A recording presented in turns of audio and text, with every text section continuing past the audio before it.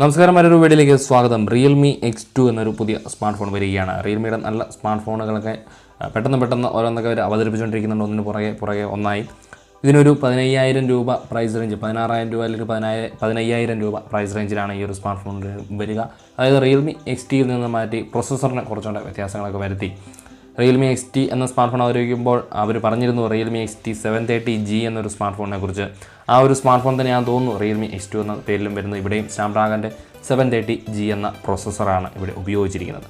Redmi K20യിലും സ്നാപ്ഡ്രാഗൻ്റെ 730 എന്ന പ്രൊസസ്സറായിരുന്നു ഉപയോഗിച്ചിരുന്നത്. ആ ഒരു ഫ്ലാഷ് ലെവലുള്ള സ്മാർട്ട് ഫോണുമായിട്ട് മത്സരിക്കാൻ വേണ്ടിയാണ് റിയൽമി X2 അതുപോലെ തന്നെ റിയൽമി X2 Pro എന്ന ഒരു സ്മാർട്ട് ഫോണുകൾ അവതരിപ്പിക്കുന്നത്. റിയൽമി X2 എന്ന സ്മാർട്ട് ഫോണിനെ കുറിച്ചാണ് നമ്മളിന്ന് ചർച്ച ചെയ്യുന്നത്. 6.4 ഇഞ്ചോട് കൂടിയ വാട്ടർ ഓപ്പൺ നോച്ച് ഡിസൈനോട് കൂടിയ ഒരു ഡിസ്പ്ലേ സെറ്റപ്പാണ് ഇവിടെ നൽകുക. 1080x2040 പിക്സൽ റെസൊല്യൂഷൻ നൽകും. സ്ക്രീൻ ടു ബോഡി റേഷ്യോ വരുന്നത് 91.9% ആണ്. കോറിന് ഗ്ലാസ് 5ൻ്റെ പ്രൊട്ടക്ഷൻ ഈ ഒരു സ്മാർട്ട് ഫോണിൻ്റെ ഭാഗത്ത് നൽകിയിട്ടുണ്ട്. കാൽക്കം സ്നാപ്ഡ്രാഗൺ 730G എന്ന അത്യുഗ്രൻ പ്രൊസസ്സറാണ് ഇവിടെ ഉപയോഗിക്കുക. 2.2 GHz ക്ലോക്ക് സ്പീഡ് ഉണ്ടാകും. അഡിനോ 618 ആണ് ഇവിടെ നൽകിയിരിക്കുന്നത്. സ്നാപ്ഡ്രാഗൺ 730യും 730Gയും തമ്മിലുള്ള വ്യത്യാസം, G എന്ന് പറയുന്നത് ഒരു 50 MHz ഒരു സംവിധാനം, അതായത് ഗെയിമിങ്ങിനൊക്കെ കൂടുതലായി നമുക്കൊരു പെർഫോമൻസ് ഡിപ്പാർട്ട്മെൻറ്റ് ഒരു സ്മൂത്ത്നെസ് ഒക്കെ കിട്ടാൻ വേണ്ടിയാണ് 730G എന്ന ഒരു പ്രൊസസ്സർ ഇവർ ഉപയോഗിക്കുന്നത്. കാലഘട്ടത്തിൻ്റെ എല്ലാ പ്രൊസസ്സറുകളും വളരെ മികച്ച പ്രൊസസ്സറുകളാണ്. ഗെയിമിങ്ങൊക്കെ ആഗ്രഹിക്കുന്നവർക്ക് തീർച്ചയായിട്ടും സ്നാപ്ഡ്രാഗൺ കാൽക്കം രീതിയിലുള്ള നല്ല പ്രൊസസ്സറുകൾ തിരഞ്ഞെടുക്കാവുന്ന നല്ല ഡിവൈസുകൾ നമ്മുടെ മാർക്കറ്റിലുണ്ട്.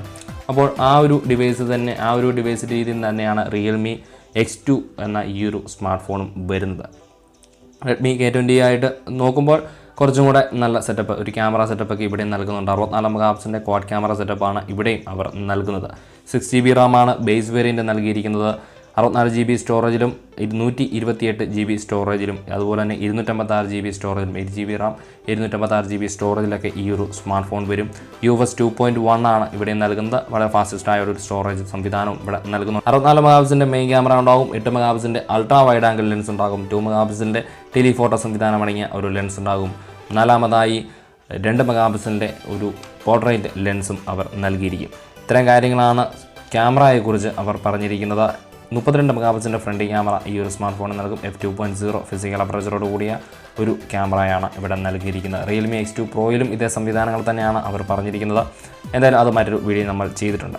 4000 mAh ബാറ്ററി കപ്പാസിറ്റി ഇവിടെ നൽകും. വൂക്കിൻ്റെ 4.0 ഫാസ്റ്റ് ചാർജിംഗ് സംവിധാനം തന്നെയാണ് ഇവിടെ നൽകിയിരിക്കുന്നത്. 3.5mm ഓഡിയോ ജാക്ക് ഉണ്ടാകും.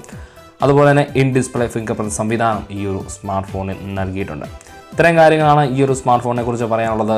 ഏറ്റവും ലാഭകരമായൊരു കാര്യം 16,000 രൂപയ്ക്ക് നമുക്ക് ഈ ഒരു സ്മാർട്ട് ഫോൺ ലഭിക്കും എന്നുള്ളൊരു കാര്യമാണ്. റിയൽമി XT 730G എന്നൊരു സ്മാർട്ട് ഫോണായിട്ടും ഇന്ത്യയിൽ ഈ ഒരു സ്മാർട്ട് ഫോൺ അവതരിപ്പിച്ചേക്കാം എന്നൊരു കാര്യം കൂടി എന്ന് ഓർമ്മിപ്പിക്കുകയാണ്. ആൻഡ്രോയിഡ് 9 ഓപ്പറേറ്റിംഗ് സിസ്റ്റം കാര്യങ്ങളൊക്കെയാണ് വരുന്നത്. ColorOS 6 ആണ് ഇവിടെ നൽകുന്നത്. 4G സ്മാർട്ട് ഫോണാണ്. ട്രിപ്പിൾ കാർഡ് സ്ലോട്ട് സംവിധാനം ഈ ഒരു സ്മാർട്ട് ഫോണിൽ ലഭ്യമാണ്. ഇത്രയും കാര്യങ്ങളാണ് ഈ ഒരു റിയൽമി X2 എന്ന ഫ്ലാഗ്ഷിപ്പ് സ്മാർട്ട് ഫോണിനെ കുറിച്ച് പറയാനുള്ളത്. ഫ്ലാഗ്ഷിപ്പാണെന്ന് അവർ ഒഫീഷ്യലി കൺഫേം ചെയ്തിട്ടില്ല. റെഡ്മി K20 എന്നൊരു ഫ്ലാഗ്ഷിപ്പ് സ്മാർട്ട് ഫോണിനെ കുറിച്ച് അറിയാം. അതുകൊണ്ട് തന്നെയാണ് ഈ ഒരു പ്രൊസസ്സറും കാര്യങ്ങളൊക്കെ വെച്ച് നോക്കുമ്പോൾ അങ്ങനെ പറയുന്നതുകൊണ്ടാണ് ഞാൻ അങ്ങനെ ഒരു ഫ്ലാഗ്ഷിപ്പ് സ്മാർട്ട് ഫോൺ ഫ്ലാഗ്ഷിപ്പ് ലെവലിലേക്ക് ഈ ഒരു സ്മാർട്ട് ഫോണിനെ കുറിച്ച് പറഞ്ഞത്.